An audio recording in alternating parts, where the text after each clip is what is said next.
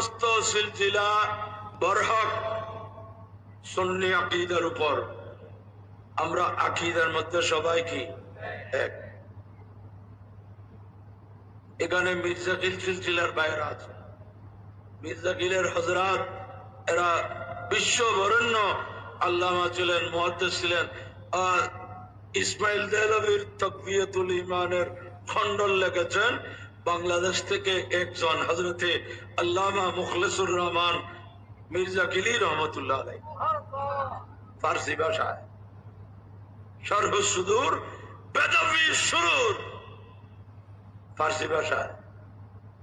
এরপর হযরতে আল্লামা আব্দুল হাই মির্জাকিলি রহমতুল্লাহ আলাইহি, উনি ভারতের যারা দেওবন্দি ওয়াহাবি ওদের মুরব্বীরাও এটা স্বীকার করত যে কয়েকজন মুহাদ্দিসের মধ্যে উনি একজন। মির্জাকিল দরবারের সাথে আহলে সুন্নতের আকীদার পরিপূর্ণ মিল, কোনো সমস্যা নাই।